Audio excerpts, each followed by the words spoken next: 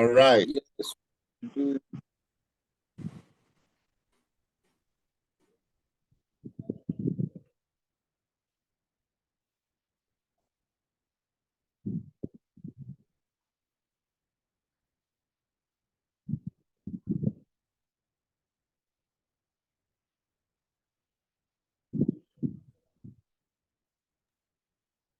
All right.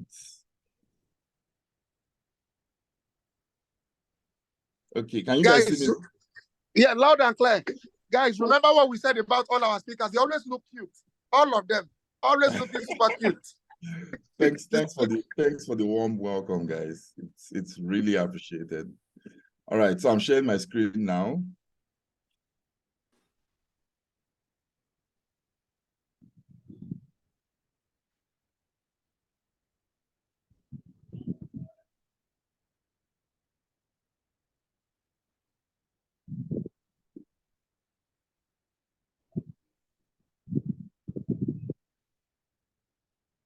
All right, can you see my screen? Yes, sir, we can. Awesome. Yes, sir. Very well. Very well. Awesome. So today, I just want us to take a slightly different approach on this conversation, right? And that is focusing on the end right from the beginning, right? Because a lot of people, while building, they oftentimes don't have an end goal, right? And this is something that you must have top of mind.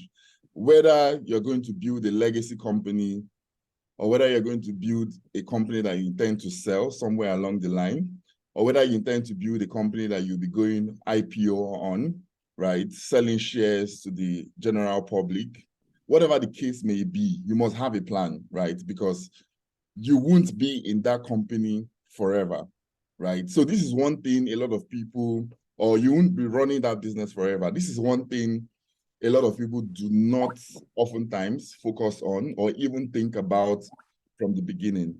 And as we dive into the slide, you get to see some practical insight on why this is very important and how you can actually leverage starting from the end, in mind. All right, so I'll just do a very brief introduction about myself.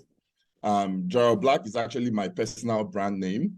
My name is Gerald Okonkwo, but often referred to as Gerald Black. So if you're trying to search me on socials, you can use Gerald Black. I'm a three-time founder. My first two companies failed, started in 2012, straight out of school. And while I was still in school, I started a business. And, after school, started another one. And then the final one that eventually got acquired, right? The company was called Parkit. And Parkit was acquired in 2021 by, the CAS 45 team, who now started a company called Fix It 45, right? We'll dive right into that much later. All right. Now, when you are, did someone say something? No. Okay, awesome. Now, when you're starting a business, right, imagine starting a journey without a specific destination in your sight.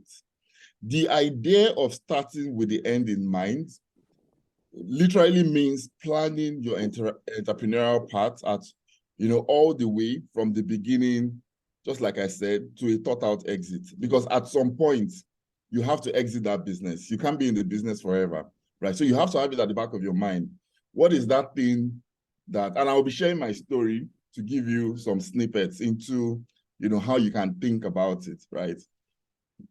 This approach is not about luck. I can tell you for free that there is nobody that eventually exited a business, even Paystack. If you speak to the founders of Paystack, like Shola, right? One thing you'll find out is Paystack got acquired by Stripe. But there's something they always say when they were building Paystack. They always said, we're building the Stripe for Africa. Stripe is a fintech out of the US, right? And, when they're trying to describe the company that they were building, they will always refer to, we're building the Stripe for Africa. And then eventually they got acquired by Stripe. That was a very intentional mindset that they had. And I can tell you that everything they did leading up to the acquisition was very, very intentional. So it's not luck. It's never about luck. Now, I said I was going to draw from my personal experiences. I started a company called Parkit in 2018. I was playing in the auto tech space, right? I had a retail chain of, vehicle care outlets, right? Because of my love and my passion for automobile, I decided to go in and, solve a pain point. There was a pain point in that space at the time. So I decided to go in and try to solve that problem, right? And that was the problem of getting professional vehicle care services, right? Because for the longest, having dealt with mechanics and dealt with all sorts, right? I felt like, oh, okay, somebody has to actually come in and try to solve this problem. But I didn't start right from, trying to repair cars, because when you come to auto care, there are so many verticals, right? There are those who do refurbishments, there are those who do vehicle care, that's car wash, detailing, and a couple other things.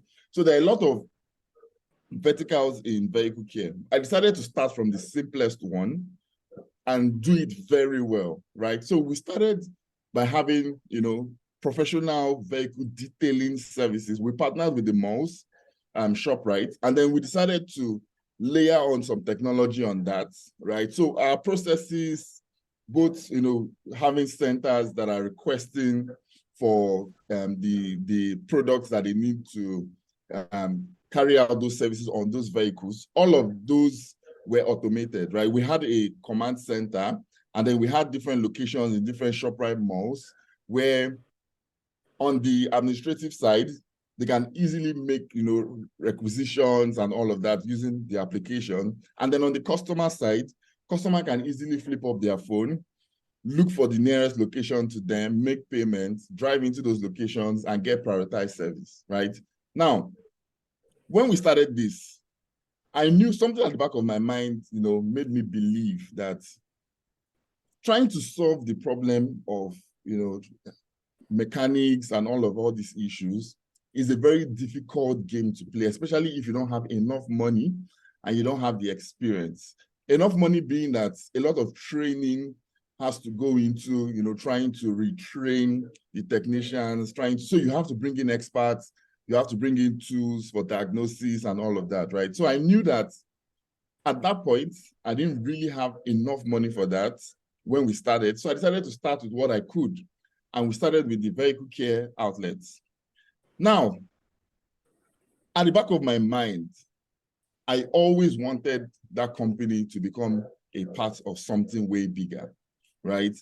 And to be very frank, when I started, I knew that we were going to get acquired by a bigger company. I always had that at the back of my mind. And that was why I decided to choose one vertical, which was vehicle care, detailing, car wash, and all of that. I decided to choose that vertical. I was very intentional with it. I started with that vertical, and I decided to do it very well, right? Now, I went on, we built the company, it became really successful, right? And we even moved from serving just B2C customers, that's the individuals, to now even serving businesses. We had banks, that would bring their fleet, and then they will pay us at the end of the month. They will send their drivers to come to our closest location, because we had locations in VI, we had locations in Lekki, we had locations at Keja, we had in Maryland, we had, scattered all over Lagos, right? So we eventually started working with businesses, and not before long, a company called CAS 45 reached out to us. Now, what was CAS 45 doing? If you know, for those who don't know who or what CAS 45 was into, CAS 45 is an auto care, or rather an auto tech company that is into buying and selling of vehicles, right? So you can go on the platform. If you want to sell your car, you can sell it right there. And then if you want to buy a car, you can check their, you can go online, check the range of vehicles they have on their platform. You can, make your purchase and get your car, right? So now that was the service that they were offering. And they were very big, operating in 5 African countries. I looked up the team, I checked everything that they were doing. And then at that point, I was like, these are the guys that are going to acquire what, I was building at the time. That was what I had in mind, right? Now, the acquisition didn't start immediately, because CAS 45 reached out to us. Wow. They reached out to us in 2021. or rather in just before COVID, 2019-ish, just before COVID. Now, when they reached out because they wanted to actually patronize our services, right? Now, what they wanted was they buy cars and then they sell those cars. Now, what they wanted was when they buy a car, they bring the car to our locations and then the car gets touched up by us. We do deep cleaning, just ensuring that we do polishing, waxing, making the paint shine and all of that, right? Now, when we're done with that, they take it to their showroom and they sell it. Whatever minor fixes they need to carry out on the car, they do it, and then they sell it to someone that is interested in the car. Now, we were doing this for years. COVID came, disrupted the business a bit, but after COVID, we picked up the business again and we continued, right? We did this for about 2 years. While they were our customers, they were literally paying us, right? And we're giving them fantastic service. Now, fast forward to July 2021, they now decided to start their own vehicle after sales services, which now comprises of repairs, refurbishments, painting, and all of that. Now, don't forget, because we already had a relationship and we were carrying out our services spectacularly, just offering it to them and all our other customers, they reached out to us with an acquisition offer because they felt like, okay, since we already have a very large, customer base of people that want these vehicle repair services, or rather vehicle care services, it would be easier to upsell them to now say, okay, you know what, since you're already doing your vehicle care services with Parkit, if you want to change your oil, because we were not doing that at the time, but if you want to change your oil, if you want to repair your vehicle, Fix It 45 will now be doing that because they now started that service called Fix It 45, which was a breakaway from Cast 45. So there's Cast 45, which does the buying and selling, and then they now started Fix It 45, right? So they acquired us because of, we already had a very large, because at that time we were already servicing over 3,000 vehicles monthly across our different locations. And we had a large volume of customers and repeat customers that were always coming, patronizing our services. And they wanted to get that database first and then try to also upsell them. And also wanted some proprietary things that we had internally, right? They wanted to acquire all of that. So they eventually came, made a very good offer. We joined the team because we were acquired, and then we decided to join the team for a while just to help with the transition and everything, right? And after a while, I moved on to the next thing. Now, if you look at that journey, you will see that there was a lot of intentionality that went into it, right? There was a lot of intentionality. And my end goal was to eventually get acquired by a company. Some people's end goal is to build a legacy company, right? But the point I'm trying to make now is that whatever it is that your plans are, you must have it right from the beginning, right? So I kind of like listened in when the previous speaker was speaking, and there was something she said that really stood out for me. And that's the fact that you can't build blindly. You have to have a goal. What is your goal, right? But now here I'm saying build from the end backwards. So what is that thing that you want to achieve at the end of the day? Before you even start, you think about it, and then you build to make sure that you are in line with what your end goal is, because there has to be an end goal. There has to be an exit plan. I don't want to dive, because of time, I don't want to dive into the technicalities, because even for investors, right? When investors decide to invest in your business, for them, they want to exit because they want to make returns on investment, right? And most times, the best way for them to exit is when you have a good acquisition, or you have a good IPO, or the company becomes really profitable, that they're able to get all their returns plus interest, right? So these are all the things you must definitely put into consideration, right? So moving on.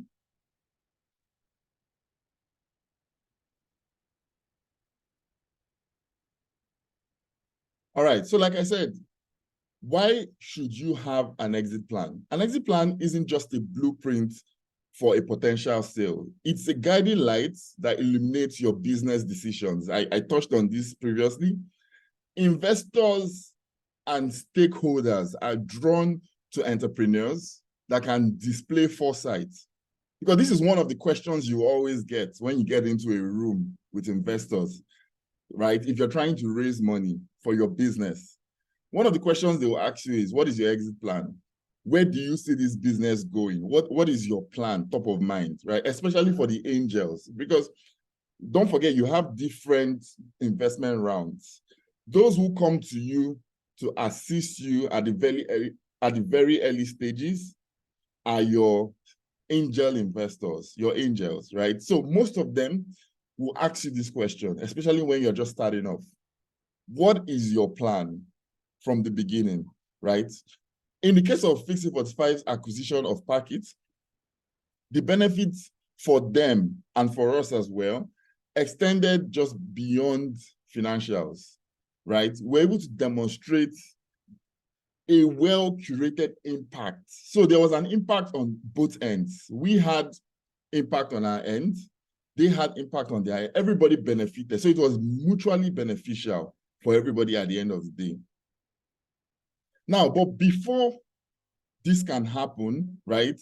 Now, there are some key things that you have to have in mind. The first one is you have to build a strong foundation. And this is why it's important that a lot of thought process goes into your end from the beginning, right? Because it helps you think about, how do I start building for this, my exit strategy, whatever it is, but how do you start building, right?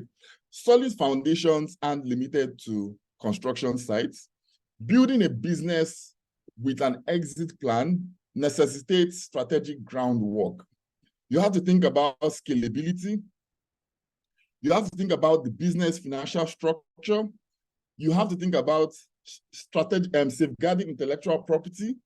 What are some of those key things in your business that are unique to you? For us, one of the things for us was our name, Parkit, P-A-R-K-I-T. We had to go ahead and trademark the name. And this was one of the things that was also acquired eventually when the company got acquired, right? So you have to look, and that's why you have to be very intentional, right? So what are some of those things that you have in your business? It could be the way, for example, if you make a drink, it could be your formulas. It could be the way you do certain things. It could be your labeling. It can even be your name, right? And then when you identify all of those things, those are the things that make up for your intellectual property. And strategically positioning yourself within the market landscape. When Fix It 45 expressed interest in Parkit, the foundation we had laid proved to be catalyst for fruitful negotiations. Now, I'll tell you this, because I was very intentional while building Parkit, because for a lot of people, acquisitions take a very long time because you don't have your books in order, you don't have your intellectual property closed out, you don't have your structure defined, you don't have your business or your business model, you don't have it.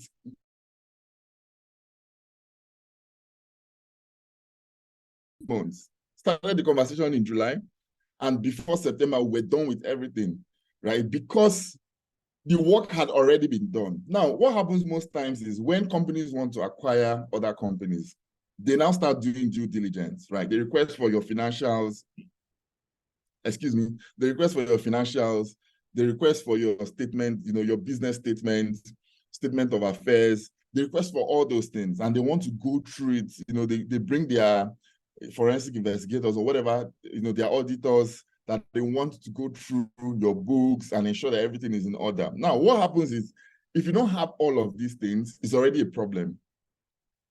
It's already a problem. And in some instances, it could be a bad sign that you guys do not know what you are doing, or you have no idea about what you have built, right? But because I always, like I said, top of my mind, I always wanted an acquisition to happen.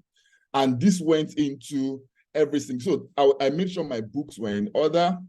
I made sure we were, even when we didn't have money to hire an accounting person to come in and help us, work our books, because I understand the basics, of course, but I'm not a solid, finance person, right? So, but just ensuring that normal bookkeeping, income, expense, basic things, I made sure we had all of that. When you make expenses, keep your receipts. What did you buy? What did you pay for?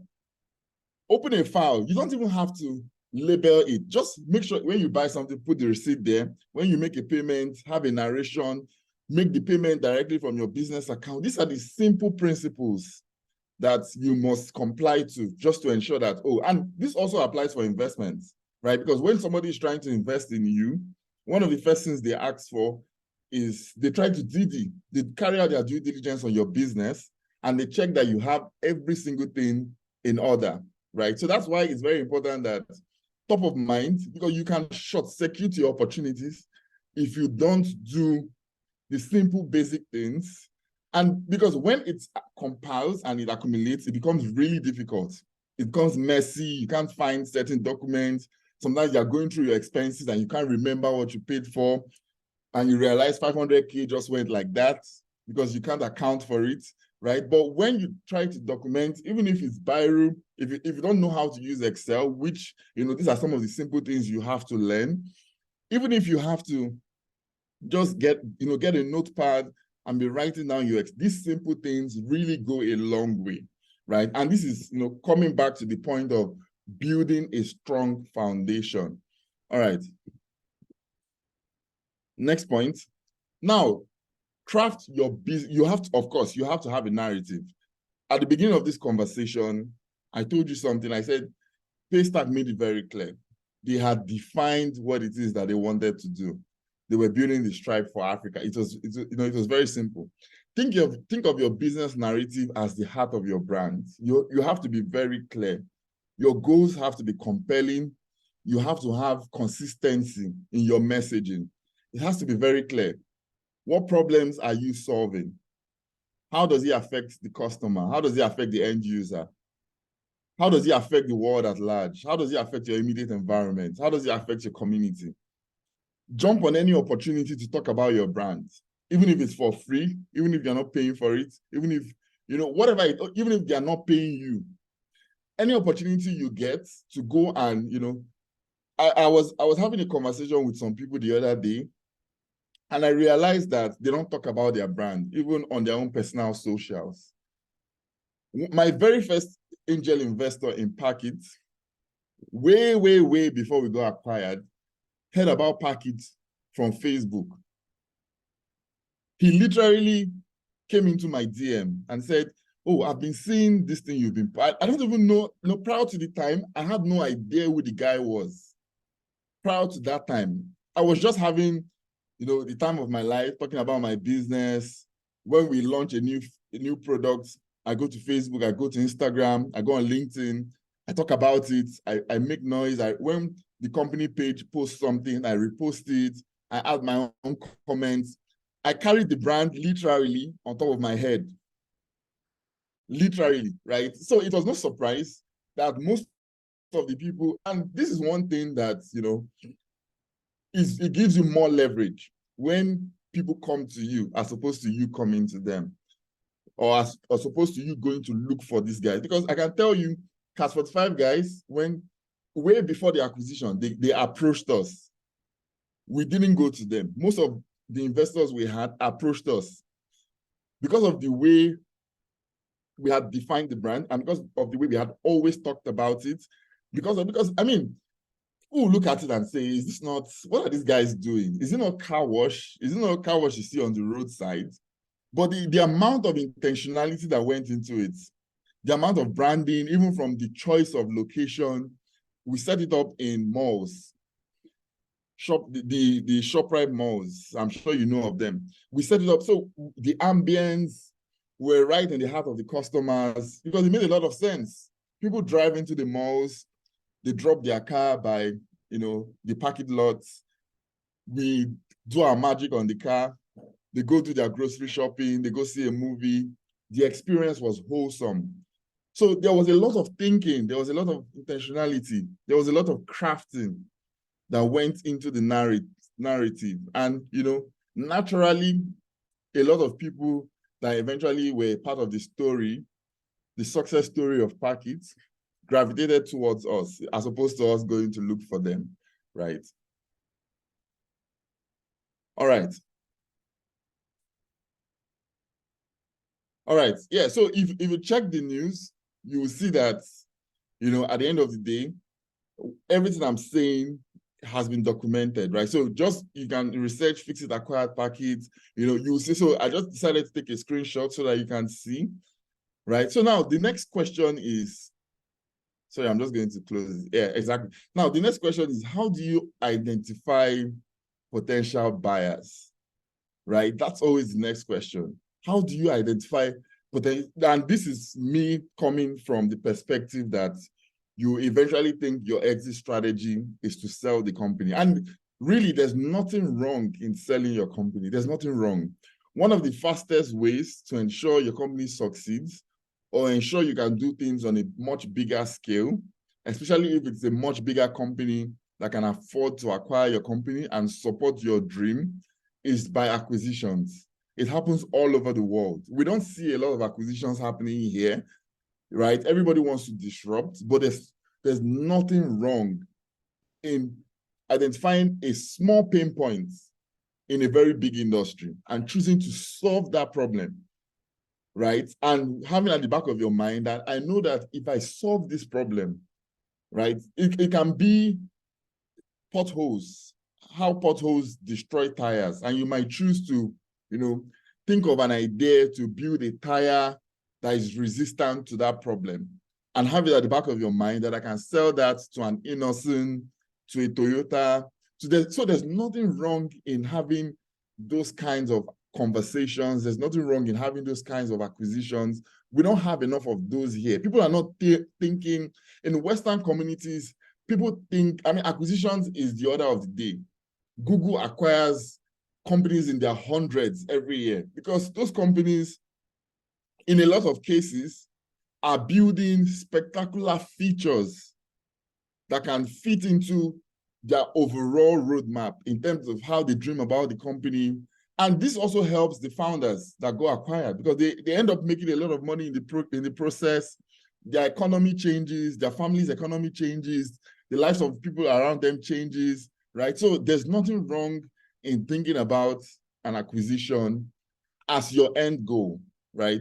Now, identifying potential buyers involves, of course, networking, strategic alliances. And like I mentioned, in our case, the connection between Parkit and Fix It 45 was established through shared goals, right? So Cars 45 has the vision to be the one-stop automotive center, anything that has to do with vehicles. But they started with buying and selling, right? We started with vehicle care. Now, at the point where they were now thinking about, building the next phase, which was now introducing Fix It 45, just like I said, they came to us, right? Now, one of the best ways you can also identify what are some of the companies or like whatever it is you are building, who is a potential buyer for that thing? You have to carefully look at your space, right? What are you building? Who else is playing in that space? Who is big enough in that space? Like I said, Paystack was able to identify Stripe. Stripe is a multi-billion-dollar industry, billion-dollar company in the US. Paystack looked at them and started building in alignment with what those guys were doing and even pushing the narrative that, we're going to become the Stripe of Africa, right? So from where you are and from what you're building, start thinking about what is the narrative? What is that thing that we're trying to push? Who is the potential buyer of what I'm doing, right? If you're making bottled water, what is different about your bottled water that is going to attract a much bigger company that wants, so you have to start thinking about all of those, right? All right.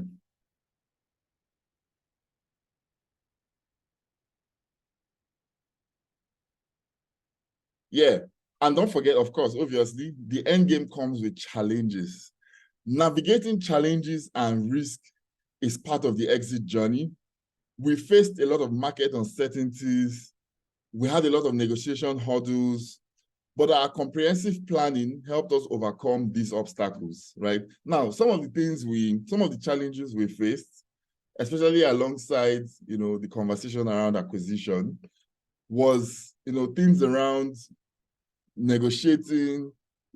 So what is a good deal for both parties? And that's why you need a lot of help, right? So it's okay to have a lot of challenges. It definitely comes with it, right? But your ability to, number one, seek help, ask questions, and don't go into these conversations by yourself. You have to have an experienced lawyer. You have to have legal team. You have to have people around you that can advise you.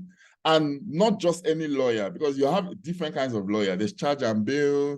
You have a lot, right? But make sure if you're going to be speaking to anybody, especially from a legal standpoint, don't sign, no matter how good it sounds, no matter how attractive the offer is, never, ever, ever put your signature on any document without going through the fine lines. And you have to get someone experienced. So if you're going to get a lawyer, make sure it's a lawyer that has experience with mergers. They call it M&A, mergers and acquisitions. Because there are certain things that you look out for that should be in your interest, right? So because of time, I'm just going to run through this quickly. I'm quickly running out of time. Create a legacy, right? At the end of the day, what will really matter is the fact that, of course, there's going to be exchange of money, you make money, but at the end of the day, what are people going to remember you for? Beyond profit margins, there's a legacy to be crafted. The businesses we build are the footprints we leave behind. This is an example. My company got acquired in 2021. This is like 2 years ago. And up till now, I still get invited to come and talk about this. While I was building the company, I always talked about my business. Everywhere, anywhere, even my bank called me, they did a feature on me. They asked me what I was doing. Why are we doing what we're doing? What is the brand messaging behind why we're doing what we're doing? So because a legacy, like I said, intentionality really matters. And because a legacy had been left behind, years after, I still get invited to come and talk about, come and share some snippets, come and give us, there are some conversations I get in, and then I really break it down into step by step, from conversations to even negotiating. All of this I share from experiences, right? Because at the end of the day, you were able to leave a lasting legacy, right? So always have this at the back of your mind, that even when you are building, regardless of the money that you make while running the company, and even if you have the potential to be acquired and you make money from your acquisition, always leave a legacy behind. That really matters, right? So in conclusion, to wrap up, starting with the end in mind isn't a mere catchphrase.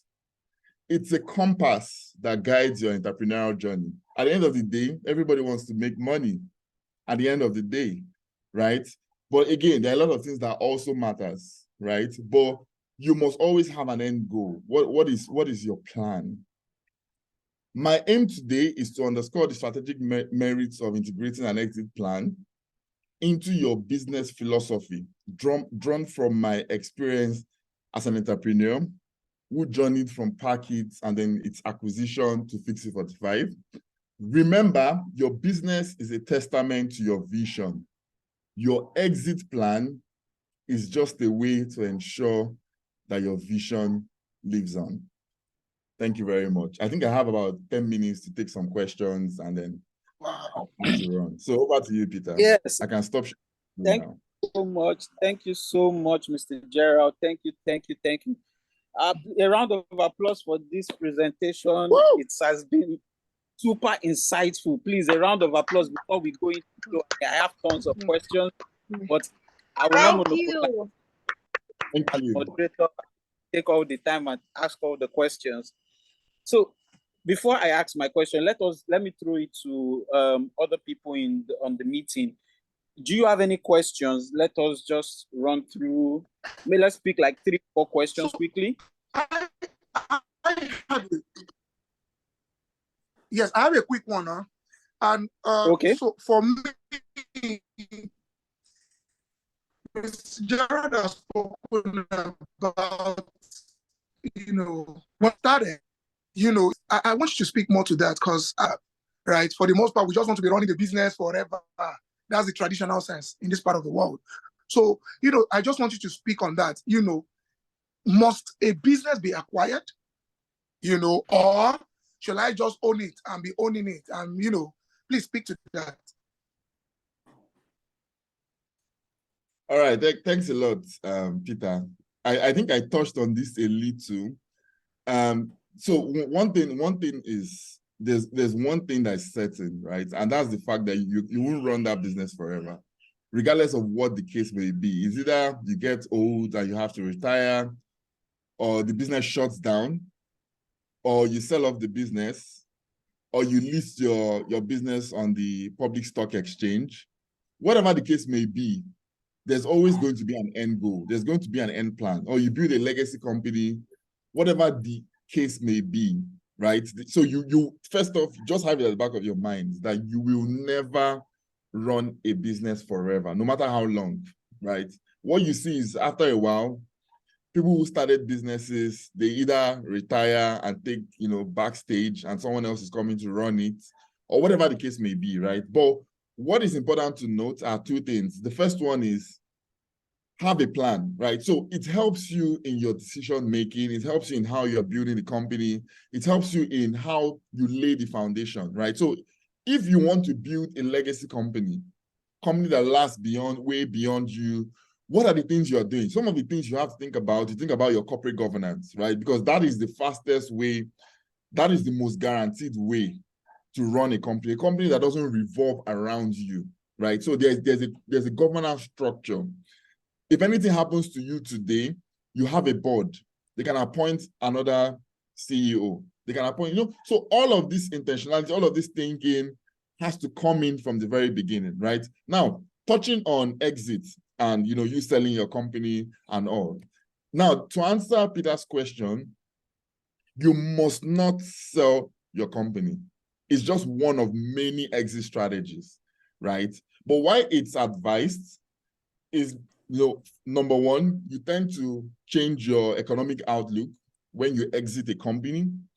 That's one. Number two, especially if you're exiting to someone that has the company's best interest, and that's why there has to be a lot of alignment, because there are also instances where competitors, we see this happening in the Western community a lot, where competitors buy off a business and kill it, right? So whatever your goal is, because everybody knows what their route, people build just to make money, and that's okay.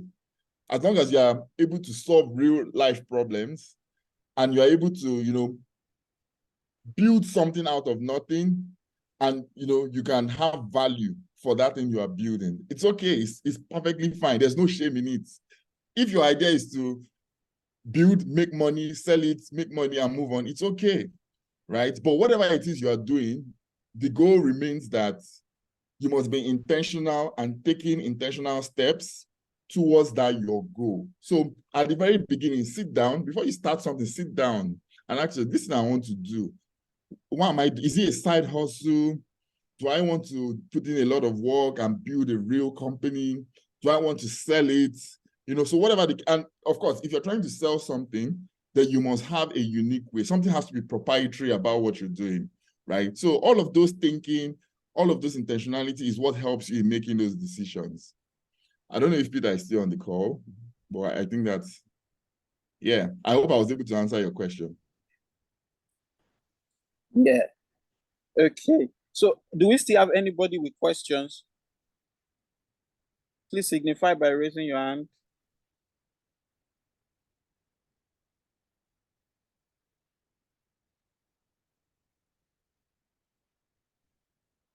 Okay. All right. So let me ask a question as well. So when you said something that was really profound, and it was on the premise that you had started two businesses before and they had failed. And my major question here is, we are all entrepreneurs on the call here. What kept you going? The reason why I'm asking this is I am an entrepreneur myself. I've started two businesses also that have failed, but I'm still here. You understand? So because now you are you've quote unquote, you've completed business in the total sense. You understand? You've built, you've failed, you've succeeded, you've sold, and you are on to the next one. You understand? So what are the major nuggets you will give to that entrepreneur who is at the point, or who is at the point of dilemma, asking himself, after expending so much money on building this business, marketing, sales, investors' money, I failed, I did this, I did that. What will be your voice, that hope, that beacon of hope that you will give to the next entrepreneur to keep them pushing? All right, thank you for that question. Right, I like to keep it real. I like to keep it very real, because one thing I see that's also missing is people don't say the truth. Right, you call someone and you say, okay, tell us how did you do this, and then they start boboing you with a lot of, oh, okay, you know. I kept going, I kept pushing, you know. So, but I want to keep it very real. And, you know, this also helps you in, you know, preparing your mind. I think one of the things that helped me while I was starting off was I had people that kept it real and told me the truth. Building is hard. Especially, see, it's 10 times more difficult, especially in our terrain, because of all the economical factors, all the political factors. Building is tough. One of the things that, you know, maybe I should add this, you know, I didn't share this part, but maybe I should just, because of this question, while I was building Parkit, right, because we had our locations in the malls, one of the things that happened, you know, alongside that journey was that, I don't know if you remember the EndSARS in Lagos, when we had that EndSARS issue and people went into malls and destroyed the malls. The videos were all over the internet. I was impacted by that. That was 2020. We were impacted. You know, all our locations are in malls. So you can imagine, they went into the malls, they, you know, carted away with our, they destroyed our locations, our assets on site. We had insurance, and then, you know, approaching the insurance companies, they told us, oh, okay, I'm sorry, this is civic unrest. Government instigated, they started speaking English. I'm like, how do we pay insurance for all these locations? And you can't even pay for any, and you're telling us it's you know, because they have like certain clauses like Act of God and certain other things, right? So they found a way to, you know, work their way around that, and they didn't pay that. That was a turning point. That was at that point I had to make a decision. I had to say, I tell myself, am I still doing this? You know, I had to make that conscious, because I was literally just standing and looking at myself and saying, do I keep doing this thing that, you know, it has given me, because I had high blood pressure. It was crazy. Imagine all your locations being destroyed, losing millions of naira at the same time. Like, this is what happens when you have an unstable environment or an unstable, you know, society, right? So now, to answer your question, what kept me going? Because again, you asked me another question about the other two businesses. I answered that. But what kept me going with Parkit was because I was seeing an acquisition coming. I told myself, whatever you have to do to keep this business going, just keep it running. I had 2 SUVs. I had to sell the 2 of them. I didn't think about it. I had to sell it because for me, I was like, we're already servicing this kind of company. They are our customer. I know at some point in their business roadmap, they are going to want to diversify into other things, right? So I saw that coming because of the conversations I was having with them, and, you know, the way we're doing business with them and all of that. And, you know, I just had to keep anything you can do to keep the business going till that acquisition happens, just keep it going, right? So that was really what kept me going with that, right? Because I had no reason to keep going. Insurance didn't pay, and like it was a mess, right? So, but because there was a plan. So sometimes having a solid plan and having your eyes on the goal is really what keeps you going. But for the other businesses, it was very clear. the businesses were way ahead of their time, and you have to be very truthful to yourself.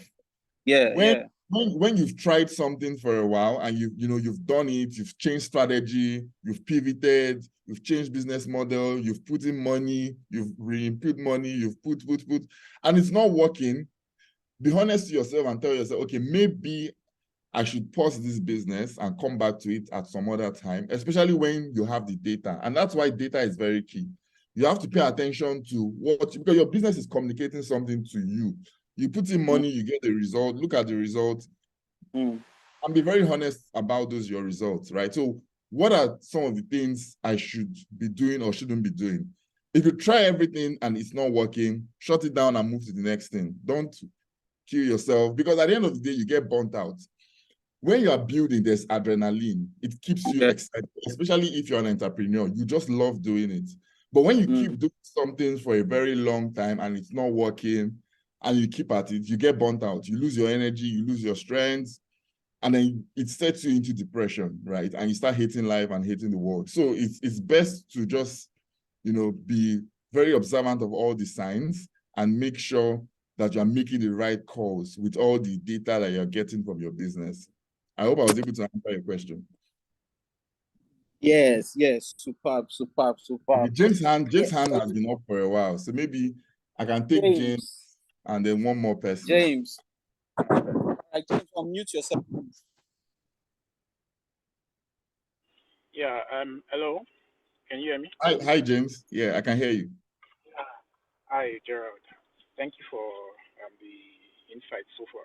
So I already sent my question to the chat room, but I can just take it again. So for a new business, so you want to start a new business, and in this case, let's say you don't have the technical know-how, but you have the idea, okay, this is what you want. And so how do you go about getting the technical skill, like the people with the technical capacity? What are those things you look out for? And so you starting up your first team. So what are those essential things that should be part of your first team? What's for you will not want to have a lot of overhead costs. So what are those things that you should not overlook, and they are very important to make up your very first team? Then also in acquiring probably equipment for that particular business. So in a case where you don't have the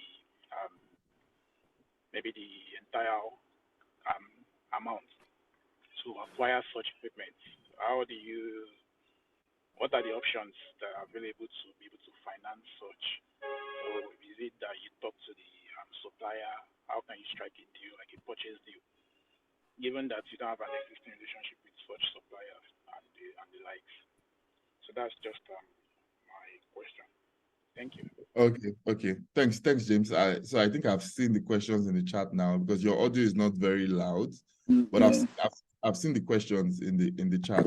Right. So the first question, how do you find someone with the right technicality? I mean, so one of your responsibilities as an entrepreneur is to grow your network, and growing your network doesn't only mean finding people, investors, or people to help you or to support you. Growing your network means being able to connect with everybody, from the top of the value chain right to the very, very, very bottom of it, and where you need, even when you need unskilled labor, whatever it is you need, right? That's very important, right? So what that does for you is anything you need or anybody you need is always beyond your reach, or one or two people away from you, because you've been able to build a very solid relationship or a very solid network, right? So that is so whatever it is, and you have to build relationships. You have to be in places that ensures that you're building the right relationship with people that align with what you're doing, right? So for example, if you are working in the tech space, or if you have interest to build something in the tech space, make sure you are always in the room. You're always going for conferences, you're always going for seminars. And that's why something like this is very important, right? I don't know, Peter, I don't know how you can help people around here network with themselves, right? Because this is a room filled with like-minded individuals. There's always a possibility that two people today that are here can walk away being partners, right? So that intentionality is also very important. Sometimes when I go and I attend things like this and I hear people speak, maybe I can see one day, I can see Prince, I can see Fatima, you listen to what they have to say, and if you feel like, oh wow, what Fatima said makes a lot of sense, you go and look for Fatima on LinkedIn, on Facebook, or if you can, I don't know if the feature to DM someone is here, send them a message, oh, I'd like us to connect, so your action plan, right? Your next line of action is always to connect, right? Now, what that does for you is you have choices. You have people that, need certain skills that you don't have, and you can easily tap from what they have, right? So that is one of the ways to benefit from that. Now, second is to ensure that when you now find someone that has a skill set that you don't have, right? Because it's your responsibility as a founder. You have to build your team. And the only way you can build your team is when you are around the right people, right? That's the only way you can reach out to someone. You can only reach out to someone you know or someone you've connected with.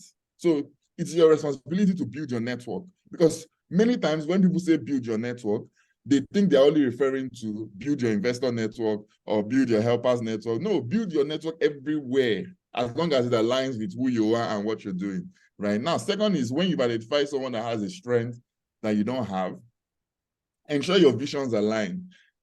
One of the criteria or characteristics you have to have as an entrepreneur is your ability to sell what you're doing, right? So your vision has to be contagious.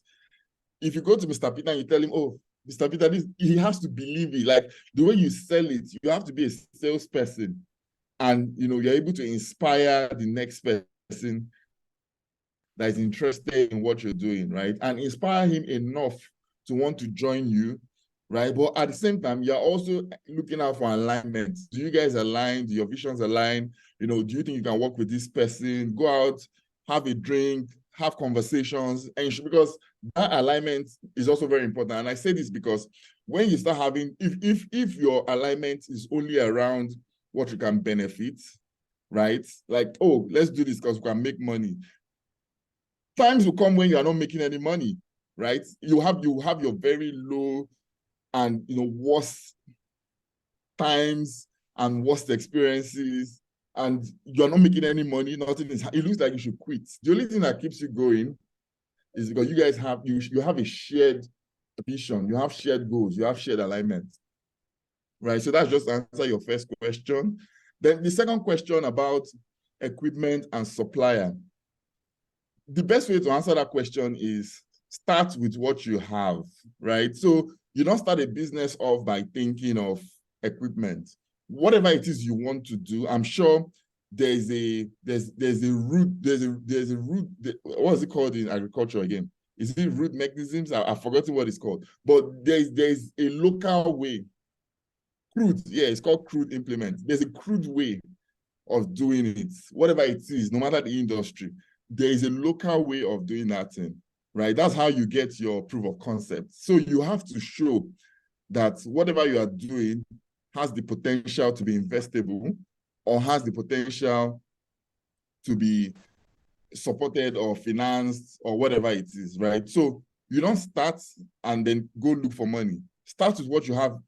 Prove to people, show them that, oh, okay, I have this thing and it can work. I have this thing and it can work. I have this and this is how it works. This is how I've been able to do it. Then the conversation becomes, oh, okay, if I could do this with so little, it means if I get this XYZ amount of money imputed into the business and I'm able to buy this equipment, I'm able to procure that, I'm able to get this, I can expand, increase my capacity, increase the earning power of the business, XYZ, right? So those are the best. So don't just think about, oh, okay, payment plan, I need to get this, because the truth is nobody will listen to you, and that's the truth, right? So if you have a way of starting it and proving to people that it works, then the conversation is different, because now what you're thinking about is how do I expand it, right? How do I make it bigger, right? So I think I can only take one more question, and then I'm I have another meeting and I'm like way behind schedule. So I can just take one more. Do we have anyone question? Okay. All right. Okay. No, any questions, anybody? Okay. All right then. So, Mr. Gerald, thank you so much. Everybody, I want you to unmute yourself and give Mr. Gerald that our warm welcome as we tell him, super thank you, sir. It's a Friday well spent with you, and we look forward to engaging with you again. Just as Peter will always say, we will be in your LinkedIn, we'll be connecting with you, and please do us the honor to indulge us by accepting our requests, and at your earliest convenience, please respond to us, because there are questions that have not popped up now that on our roadmap in our businesses we look at. Oh, this person has been acquired. Oh, I'm thinking of someone acquiring my business. Who is the best person to speak with?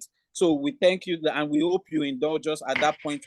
Thank you so much. Everyone, unmute yourself and give a warm round of applause. A warm round of applause. Thank you so much, sir. Thank you so much. Yes, drop the comments in the chat box. Thank you so much, Mr. Gerald. And we look forward to seeing and networking with you once more. Thank you so much, sir. Thank you. Thank you. All right. So it's a back-to-back Friday. Like I said, it's a week of intelligence gathering, and I know that we all have gathered